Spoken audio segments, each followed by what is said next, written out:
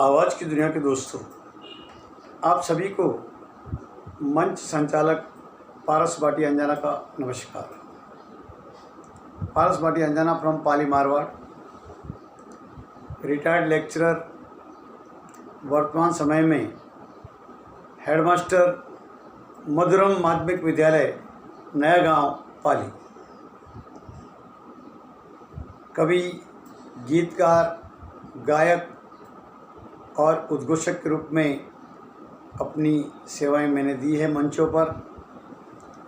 जैसा कि आप सभी जानते हैं, वर्तमान में वैश्विक महामारी बहुत ही भयंकर रूप से पूरे विश्व को जिसने आक्रांत कर दिया है, डरा दिया है, ऐसी भयंकर बीमारी चल रही है। पूरे देश में लॉकडाउन चल रहा है, पूरे विश्व में जिस बीमारी का हाहाकार है। भारत सरकार ने भी हमें जो गाइडलाइन दी है, राज्य सरकार ने जो हमें गाइडलाइन दी है, उसका अनुपालन हमको करना है। अपने घरों में रहना है, लॉकडाउन का पालन करना है, सोशल डिस्टेंसेज बनाए रखना है। इस महामारी में एक ज़बरदस्त शख्सियत, मेरे परम अजीज़ मित्र शब्बीर अमन साहब, अमन की आवाज़ नामक जो उनका चैनल है, उसके माध्यम से लोगों को जागरूक कर रहे हैं। समस्या का जो भी लेखा जोखा है वो सरकार तक पहुंचा रहे हैं। समस्या का निराकरण किस प्रकार से किया जा सकता है, उसके भी सजेशंस उनकी ओर से आ रहे हैं।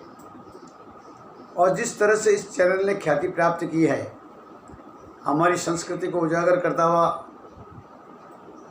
अमन की आवाज़ नामक ये चैनल बहुत ही इन दिनों में लोगों में चर्चा का विषय है। बहुत ही अच्छी कवरेज शब्बीर अमन साहब ज्वलंत समस्याओं पर कर रहे हैं। और जो उनकी सबसे अच्छी बात मुझे लगी, उनका बेबाक अंदाज, चाहे वो किसी भी जाति का, धर्म का हो, विदाउट एनी पार्शलिटी, जो हकीकत है उसका बयान वो करते हैं। जहाँ कंडेम करना होता है वहाँ कंडेम भी करते हैं, और जहाँ प्रशंसनीय बात है वहाँ पर प्रशंसा भी करते हैं। तो ये बहुत अच्छी बात है उनकी। लोगों में जागरूकता का संदेश निश्चित रूप से अमन की आवाज़ के माध्यम से फैला रहे हैं। मैं उन्हें व्यक्तिगत रूप से बधाई देना चाहता हूँ कि निश्चित रूप से आपका ये सार्थक प्रयास है, आपका चिंतन है, आपकी सोच है। और निश्चित रूप से हम इस महामारी से बाहर निकल करके आएंगे और पुनः पहले जैसा जीवन हमारा बन पड़ेगा। शब्बीर अमन साहब मंच के बेताज बादशाह हैं, इसमें कोई शक नहीं।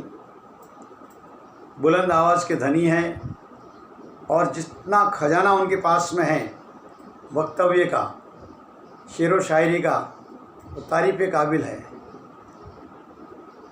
फिल्म इंडस्ट्रीज के निर्माता निर्देशक महोदय के.सी. बोकाड़िया साहब ने भी, जिन्होंने अपनी फिल्मों में सुअवसर प्रदान किया, मैं के.सी. बोकाड़िया साहब को भी नमस्कार करता हूं कि आपने ऐसे बहुआयामी व्यक्तित्व को निखारने में अपनी अहम भूमिका निभाई।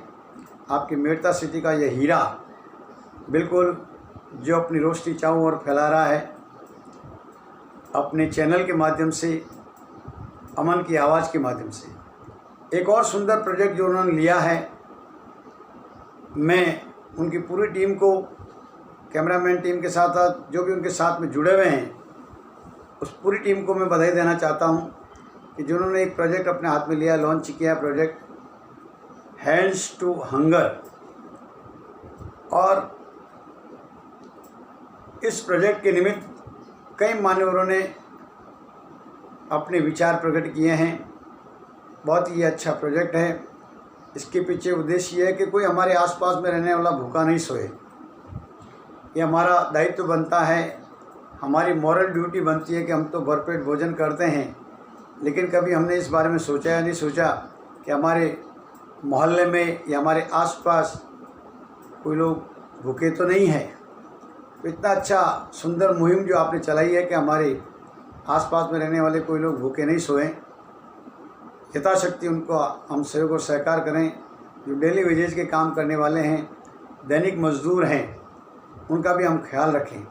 कई भामाशाहों ने, कई दाताओं ने आगे बढ़ कर के इस मुहिम में अपने सहयोग की उद्घोषणा की है और हम अपेक्षा करते हैं आगे भी कई मान्यवर आगे बढ़ चढ़ करके आएंगे और हमारे शब्बीर अहमद साहब के इस प्रोजेक्ट को आगे बढ़ाएंगे, कामयाब बनाएंगे। एक बार पुनः मैं शब्बीर अहमद साहब की दिल से प्रशंसा करता हूँ। रमज़ान का मुक़द्दस महीना है। सभी मुस्लिम भाइयों को रमज़ान महीने की मुबारकबाद देता हूँ। अल्लाह ताला की मेहर आप पर बरसती रहे और अल्लाह ताला से गुजारिश करूँगा कि हमारे शब्बीर अहमद साहब उत्तरोत्तर प्रगति पथ पर अग्रसर रहें और जो प्रोजेक्ट अपने हाथ में आपने लिया है उसमें आप आसाती सफलता प्राप्त करें। अंत में एक शेर के माध्यम से अपनी बात को पूरा करूँगा कि बन सहारा बेसहारों के लिए, बन सहारा बेसहारों के लिए और बन किनारा भ्रमित नावों के लिए, और तू जिया अपने लिए तो क्या जिया, जी सके तो जी हज़ारों के लिए।